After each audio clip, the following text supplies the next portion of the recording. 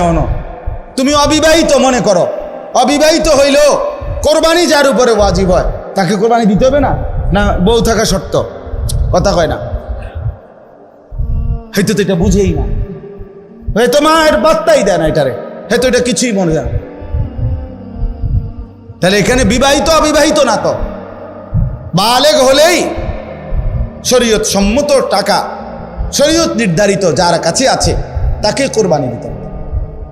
তাহলে অসংখ্য মহিলাদের উপরে কোরবানি ওয়াজিব হয়, অসংখ্য ছেলের উপরে। ছেলেটাই অল্প বয়সী 18 বছর 20 বছরের ছেলেরে বিদেশ পাঠাই দিছে, ফোলা বিদেশ থেকে টাকা পাঠায়, বছরের পর বছর বাপমার নামে কোরবানি হয়, অথচ তার কাছে আরো টাকা আছে। তাহলে ওই টাকাগুলোর কারণে তো তার উপরে কোরবানি ওয়াজিব। এই জন্য দয়া করে বাপ, আরো অনেক মাসালা আছে, আমি শুধু বুঝায় বলব। ও 2 ভাই চাকরি করে অথবা 2 ভাই ব্যবসা করে, দোনো ভাইয়ের আলাদা 2টা দোয়ান, কিন্তু সংসারে একসাথে অন, এমন আছে না? মানে ভিন্ন হয়েছে না আর কি, দোনো ভাই বাপ মাও আছে ঘরে, তো বাপ মার লগে একসাথে খায়। তো কাজে যেহেতু তারা এখনো সংসার ভিন্ন হয় নাই, যাদের ঘরে বউ লইয়া যার যে আলাদা থাকে যদিও, কিন্তু রান্দাবাড়ি এক লগে একসাথে খায় দেয়। তো দোনো ভাইয়েই কামাই রোজগারি করে, দোনো ভাইয়েরই কি আছে, ইনকাম আছে। দোনো ভাই মিল্লাট, এবারটা 15,000 এবারটা 15,000 মিলাইয়া 30,000 টাকা আব্বার হাতে দিয়েছে, কোরবানি দেন আমি। কারণ আমরা তো একসাথে খাই, গোস্ত তো রাইলে আমরা একসাথে খাও, আমরা কি আর এনে আলাদা খামুনি? তো গোস্তই তো খাওয়া, তো এটা তো আমরা একসাথে আসি, বুঝেন নাই কথাটা? তো এবারে এই 30,000 টাকা দিয়ে কার নামে কোরবানি দিল? বাপের নামে। তো তোমরা যে দুজন সামর্থ্যবান, তোমাদের কোরবানি কই হলো? এই 2 জন, তোমরা যে দুজনের উপরে কোরবানি ওয়াজিব হলো, তোমাদের কাছে তো 60,000 টাকা বা তদুর্ধ্ব টাকা আছে, তো এটা তোমাদের ওয়াজিব কই? এটা কি গোশত খানা? শুধু কোরবানি মানে গোশত খাওয়া? তো এরকম অগণিত মানুষ ভুল করছে। আচ্ছা, যদি বয়ের মাসালা কোনটা? মনে করেন 7 শরিকের কোরবানি, 6 শরিক আলগা হয়ে গেছে, আর এইখানে যে একটা শরিকের মধ্যে এরা 2 জন শরিক হয়েছে, এই 2 ভাই, কিন্তু দোনো ভাইয়ের উপরে কোরবানি ওয়াজিব। দোনো ভাইয়ের সামর্থ্যের কারণে, মানে দোনো জনের কাছে টাকা আছে আলাদা আলাদা, এখন কোরবানি ওয়াজিব হলে এনে 2 জনের, একজনের না 2 জনের, তো আগের আছে আলগা 6 শরিক মনে করেন, আর এরা 2 ভাই মিল্লা টাকা দিয়া 1 শরিক লইল। তো দেখতে না আপনার কাছে মনে হইলো কয় শরিক? 7 শরিক, কিন্তু কোরবানি ওয়াজিব আলা শরিক মূলত হয়েছে কয়জন? তো একজনের কোরবানিও হবে। ইন্না আউওয়ালা বাইতিন উদিআ লিন-নাসি লাল্লাযী বিবাক্কাতা, হজ এটা মূলত করা হয় কাবা ঘরকে কেন্দ্র করে। কাকে কেন্দ্র করে? তা আল্লাহ তাআলাকে যদি প্রশ্ন করেন, আল্লাহ কাবাকে কেন্দ্র করে হজ কেন করতে হবে? নামাজ বাড়িঘরে হয়, রোজা যে যেখানে আদায় হয়, জাকাত যে যেখানে আছে সেখান থেকে দিলেই হয়, তো হজে কি কি করতে হবে আপনি আমার এটা কোনায় ব্যবস্থা করি। কথা বুঝছেন কি না? নামাজ জাকাত রোজা যেহেতু এখানেই পালন করতে পারি, হজের জন্য এখানে যাইতে হবে কেন? তো আল্লাহ তাআলা কাবা ঘরের কতগুলো বৈশিষ্ট্য আল্লাহ তাআলা এখানে বলছেন, বলার পরে বলছেন এই বৈশিষ্ট্যগুলোর কারণে আমি আমার এই ঘরকে কেন্দ্র করে হজ ফরজ করলাম। কি কি বৈশিষ্ট্য কাবা, যেটা আমনের বাড়ি ঘরে নাই, যেটা বাংলাদেশ চীন জাপানে নাই, যেটা মক্কার ওই কাবা ঘরে আছে, সেটা আর কোথাও নাই।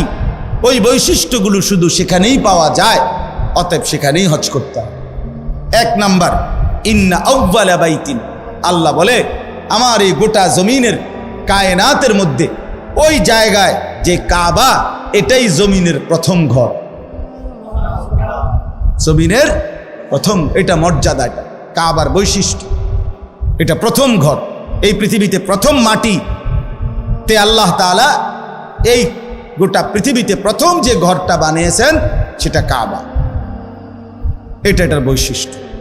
2 নাম্বার, উদিআ লিন-নাস, এই ঘরটা আমি আল্লাহর পক্ষ থেকে বানানোই হয়েছে মানুষের জন্য।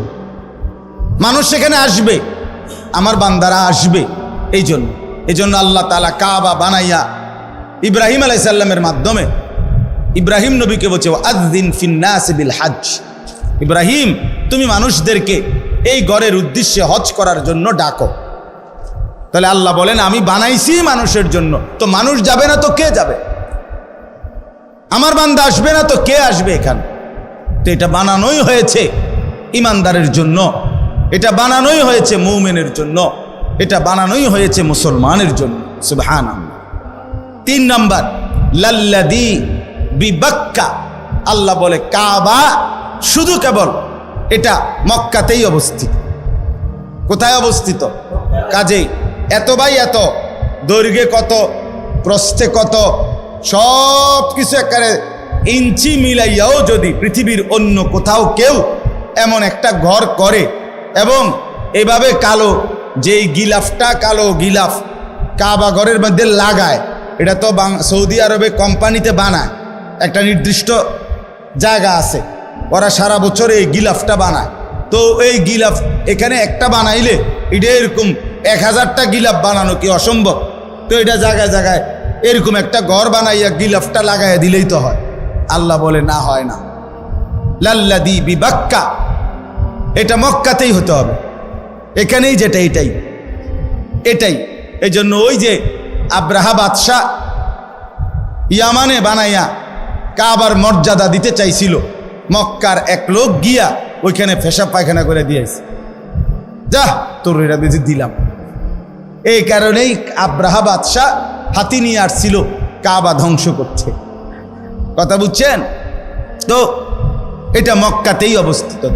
4 নাম্বার মুবারাকান, আল্লাহ বলেন কাবা এই যে মক্কার, এটা বরকতের খাজানা, বরকতের খনি, বরকতের খনি। এটাতে আল্লাহর ঘর কাবাতে আসছে, আর বরকতে বরকতে আল্লাহ তাআলা তার জিন্দেগি ভরে দিয়েছে।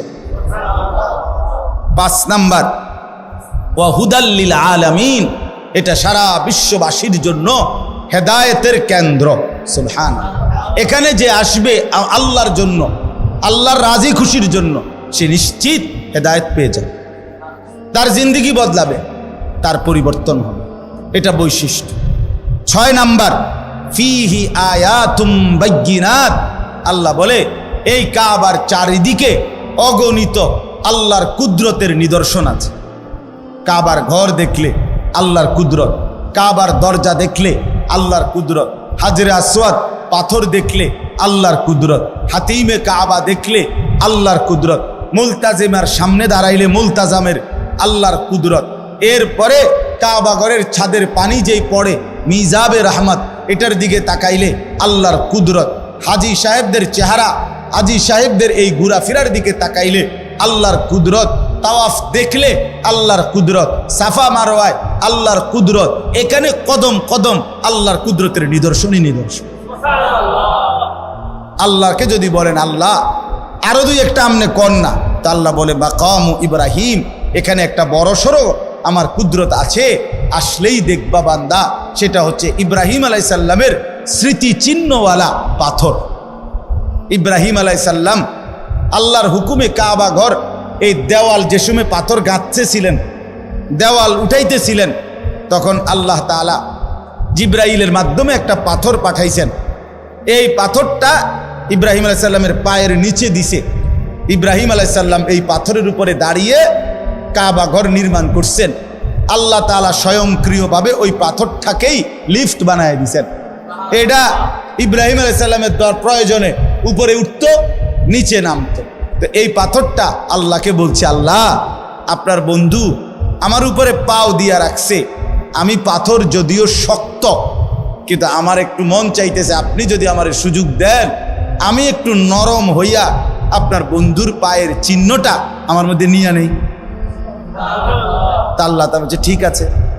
তো পাথর নরম হইছে, ইব্রাহিম আলাইহিস সালামের 2 পাও পাথরের মধ্যে দাইবা গেছে, একবারে খাপে খাপ পায়ের চিহ্ন লাগিয়া গেছে। এখন আজ 6000 বছর পরেও ইব্রাহিম আলাইহিস সালামের সেই পায়ের চিহ্ন বিশিষ্ট পাথর ওইখানে অবিকল একই রকম আছে। ফীহি আয়াতুম বাইয়িনাত মাকামু ইব্রাহিম। এটা বৈশিষ্ট্য। আপনি গেলে দেখবেন। চলেন যাই, বলেন ইনশাআল্লাহ। যে দিল আল্লাহর ঘর দেখতে চায় না সেটা কোনো দিলে না। তুই বেটা কোনো মুসলমান মহব্বতওয়ালা হলি না। যেই কলিজায় আল্লাহর ঘর দেখতে চায় নাই সে তো আল্লাহকে ভালোই বাসে নাই, আল্লাহকে মহব্বতই করে নাই। সুবহানাল্লাহ।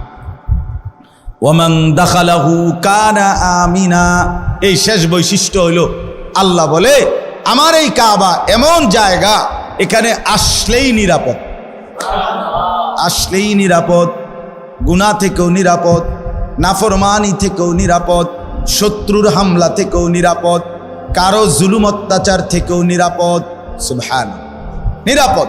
ওমান দাখালাহু কানা আমিনা, ঢুকলেই নিরাপদ, ঢুকলেই নিরাপদ। আল্লাহ বলছেন এটা নিরাপদ।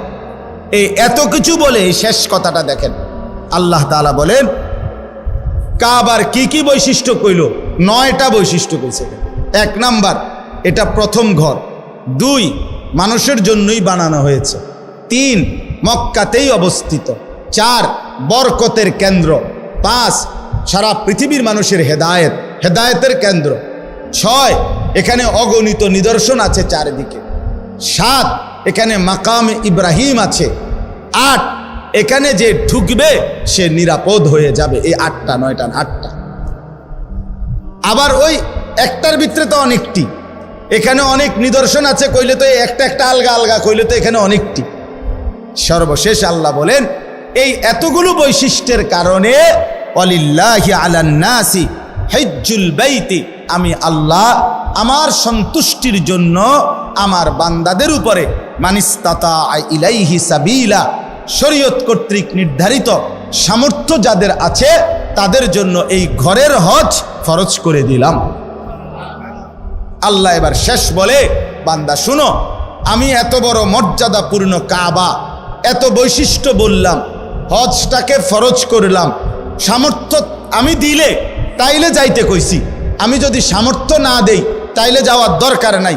তাইলে আমি সব কিছু আমি দেওয়ার পরে বলার পরেও যে অবজ্ঞা করবে, তুচ্ছ তাচ্ছিল্য করবে, খামখেয়ালি করবে, অমান কাফারা ফা ইন্নাল্লাহা গানিয়ুন আনিল আলামিন, আল্লাহ বলে কেউ যদি অস্বীকার করে, অবজ্ঞা করে, তাইলে আমি রব্বুল আলামিন সারা পৃথিবীও যদি আমার এই ঘরকে পাত্তা না দেয় আমার কোনো অসুবিধা নাই, আমি কারোই মুখাপেক্ষী না, বরং সবাই আমারই মুখাপেক্ষী। 16 কোটি মুসলমানও যদি হজ না করে আল্লাহর কিছুই যাবে না, আসবে না, ক্ষতিগ্রস্ত হবে আমরা। কথা বলেন না কেন? বাংলাদেশ থেকে যদি কেউ হজে না যায় তো কাবা ঘরের এক সাইড কাইতেই যাবো নাকি? তা আল্লাহর ঘরের মর্যাদা কমে যাবে না? আল্লাহর মর্যাদা কমে যাবে। কে ধরেন আমি না গেলে, আপনি না গেলে, হজ ফরজ হওয়ার পরেও তা আপনার আমার মরণ যদি ইহুদির মরণ হয়, খ্রিস্টানের মরণ হয়, তো কি হবে কবরে, কি হবে হাসরে, কি হবে আখেরাতে, কি হবে পরকালে? এজন্য দয়া করে কথা এখানেই শেষ। মেহেরবানি করে চলেন, কিছু মাসালাও বললাম অল্প করে, আবার ফজিলতও বললাম হজ্জের, কোরবানির। হজ এবং কোরবানি, যাকাত এগুলো আদায়ের প্রতি আরও যত্নবান হবেন। আল্লাহ তাআলা আমাদেরকে তৌফিক দান করেন। যে কয়জন নওজোয়ান ছেলে আছো ভাইয়া, মেহেরবানি করে অনুরোধ করছি, কষ্ট করে গরমের মধ্যেই ভাই আল্লাহর কথা শুনেছ ভাইয়া, আমার অনুরোধ রইল মুসলমানের যুবক 5 ওয়াক্ত নামাজ পড়তে চেষ্টা করো ভাইয়া। মোবাইলের এই আসক্তি, নারীর ছবি, জেনা ব্যভিচারের এই দৃশ্য, সারাদিন বন্ধুদের এই আড্ডা, খোদার কসম শেষ পর্যন্ত আখেরাত না, আখেরাত তো নাইয়ে, দুনিয়াও খুব বেশি লাভবান হবে না, খুব লাভবান হবে না। কাঙ্ক্ষিত কোনো ফলাফল আসবে না। বড় মোবাইল থাকবে না পৃথিবীতে, আমি বললাম। ফিতার ক্যাসেট পৃথিবীতে নাই, চ্যাপ্টা চ্যাপ্টা সিডি ইডি এখন আর নাই, কেউ জানতো না। ওরা যারা বানাইছে ওগুলো যখন চলছে তখন কেউ বুঝতো না যে এগুলো থাকবে না। ফিতার ক্যাসেট আমি দেখছি, ওই যে ফিতাওয়ালা ক্যাসেট যে, সেগুলো আছে এখন, চলে এগুলো। সিডি চলে এগুলো যে চ্যাপ্টা